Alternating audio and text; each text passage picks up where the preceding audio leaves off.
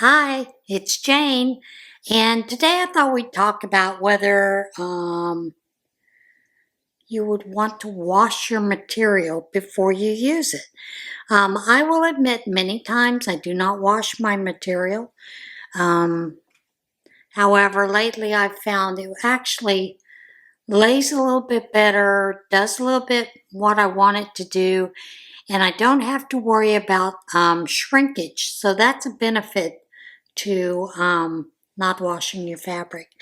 But let's get into this why. And I'm going to show you this is my Bargello quilt. And as you can see, it has what a lot of people call a crinkle effect. And that's because it was not washed. The material was not washed prior to being quilted for the project that I was quilting it for, and which is what I wanted. To me, that's what quilts should look like. So I don't, if I'm making quilts, I do not always wash my fabrics, okay? So let's talk about what pre-washing your fabric is.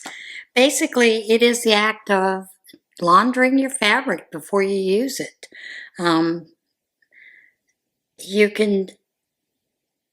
There are a lot of reasons why you want to do this. First of all, if you're using cotton fabric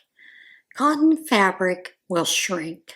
So you want to get as much shrinkage out as possible for whatever projects you do, but of course it's up to you whether you want to do that. Some of the other reasons is if you are new to sewing and let's say you're making a skirt and you want it to be a certain length, certain width, and you go to sew it, and when you get finished, it was a little tighter than what you thought it was after you washed it. You don't understand why.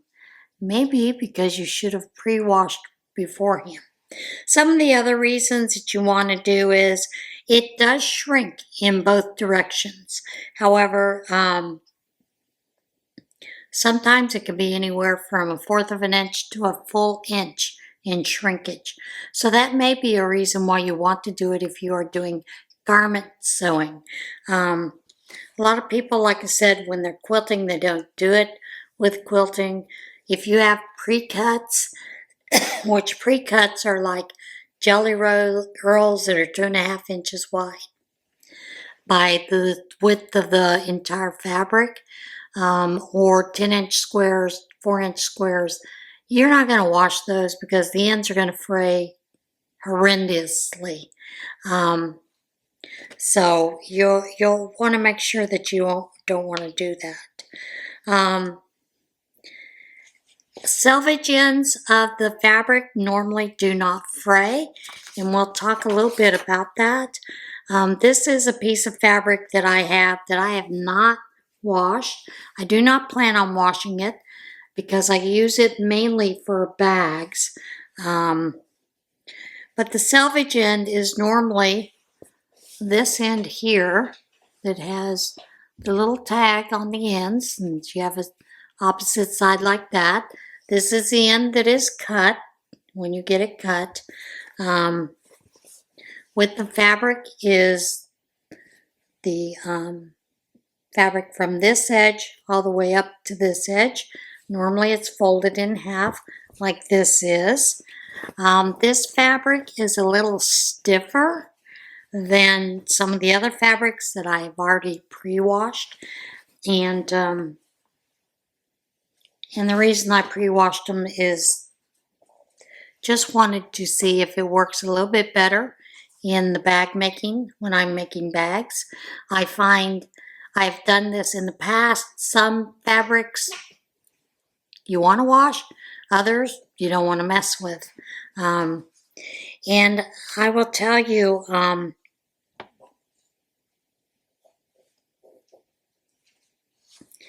there are some things that they tell you to do when if you are going to wash your fabric.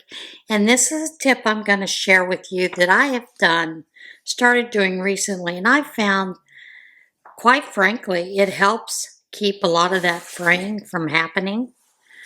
And I'm going to put a video here.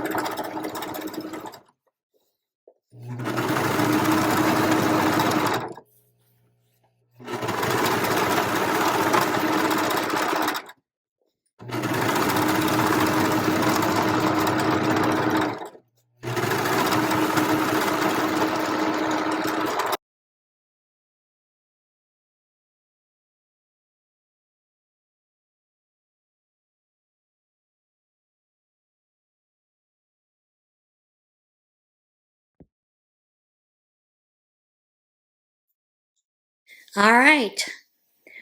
As you can see, what you saw me doing was serging the cut edges of my fabric.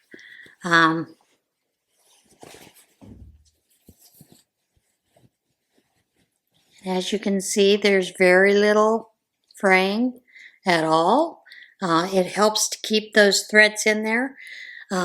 If this were a straight cut, it would be no big deal because that serged end would get cut on the seam.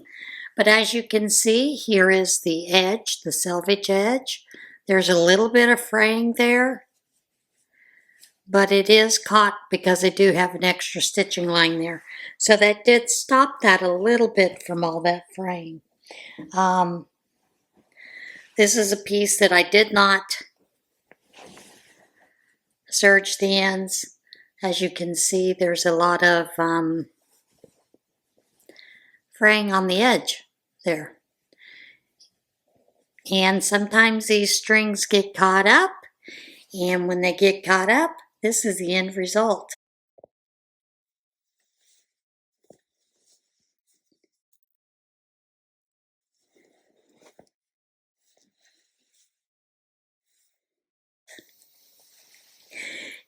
Yeah, you get a nice tangled mess if you try to wash several fabrics at once. And like I said, this piece was done, and I should have ironed it first, where I serged one edge and left the other edge unserged. There's a lot of fraying on the one edge. The serged edge, there's no fraying. Now, if you don't have a serger, if you have an overlock foot, you could use your overlock foot. If you don't have that, you could just use the zigzag stitch over the edges. That will help keep it from fraying. Some of the other tips that they tell you to do is on the corners to cut them at an angle. I've never done that, and I'm not going to start doing that. Now, one of the reasons some folks don't like to wash their fabrics before they start using them, not only is the issue of trimming those loose threads, you have to iron it, you have to starch it to get the crispness back into your fabric. A lot of people don't like that. However, I have found that even with this fabric that has not been washed, I still have to iron it. And I have found that I get better cuts even if I do starch it when I iron it. So those are personal preferences. It does take a little bit more time and preparation, and you may not want to mess with that. A lot of people are like, no, not going to do it, not going to mess with it. So, you know. So, like I said, the thing that happens is you have a lot of time involved, additional time in washing. If you didn't serge your ends or sew the ends up with a zigzag stitch, you're going to have a lot of fraying, so you'll have to cut those loose ends.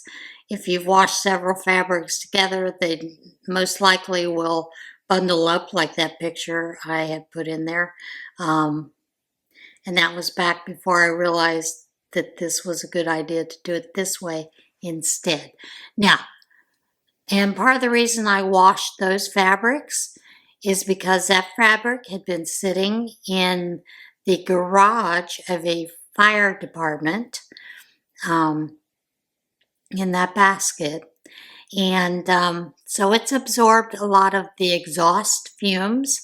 And generally what we would do when we were quilting, we used to quilt at the fire hall all the time. Generally what we would do is we would quilt the quilts, make the quilts, do all the quilting, everything, and we would wash them really well before we sewed the tags on, just because we knew that it was going to have that exhaust smell. So one of the reasons sometimes you might want to consider washing is if you have something that has very vivid colors in it, the dyes may run, so you may want to make sure that you wash it beforehand for that reason alone. So, and I will tell you, fabric bolts, the fabric is sprayed with what they call sizing and some other chemicals so that it makes it easier to fold it and roll it onto the bolt. But some of those chemicals can be irritants to your skin. So that may be a reason that you want to wash it. And like I said, it depends on your project. I would say for a lot of the tote bags, different bags that I make, sewing is not a big deal. I mean, pre-washing is not a prerequisite at all. You're not wearing it on your skin per se. And the interfacings that I use do not allow it to shrink when it's washed. You know, it kind of presets it, that kind of thing sets it, so there isn't a whole lot of issue with those kind of things. And there are some benefits for not washing your fabric. First of all, you can use it right away. You don't have to worry about having all that time you have to take for washing, drying, ironing, trimming, or starching. So, but you do have the risk of unexpected shrinking. So, you know, it may change the way that your clothing fits because it may make it look a little wonky when you do go to wear it. If you are doing, you know, clothing, garment sewing. Also, if you have a item that has brightly dyed colors, I was worried about this fish print. Although very seldom nowadays have I ever had any bleeding from the shirts, those kind of things. My biggest problem with bleeding is my Awana shirts because it is a red shirt, and yes, it does bleed out every time you wash it. So usually hand wash it. So like I showed you that the quilt that I made, you have that what everyone refers to as crinkle, and to them that is the one of the charms of a handmade quilt. So you may be looking for that. So yeah. So like I said, the thing that they suggest if you are going to wash is to trim up the edges or use pinking shears. You can use that. Clip the corners of the sides so it makes it easier. A little more difficult for those loose threads. I've already told you about either serging it, overlocking the edges, or even doing a zigzag stitch along those. Use cold water. That is something that helps minimize your shrinking. You want to wash light colors together. If you are afraid of dye being lost, you can use a dye catcher. You can get those, you know, at most grocery stores, Walmart, Target, those kind of things. If you have smaller pieces that you're washing, you can put them in a mesh bag or lingerie bag is what a lot of us know it as. That way they don't get wound up together like that basket I showed you. That was a big mistake on my part, but I was just thinking, I gotta wash that tote of fabric. So now I'm paying for it. But that's a nice evening project in front of the boob tube, right? Or YouTube, whatever. Trim all the other threads off. You can use scissors or a rotor cutter. And those are some things that you can do after you've washed if you see that there's a problem. Make sure that you remove your fabric from the dryer promptly. Don't leave it sitting there. You're going to have a lot more wrinkles, a lot more ironing time, steaming, those kind of things as well. So, you know, after you wash, you may have to do some ironing. You may need to do some starching of those problems. I use a product called Best Press. It does have a scent normally do it. You can get unscented, but I choose to use a scent. That's for my pleasure, not for yours. So yeah. All right, that's it for today's video. I hope you enjoyed it, and I will see you again soon. Bye.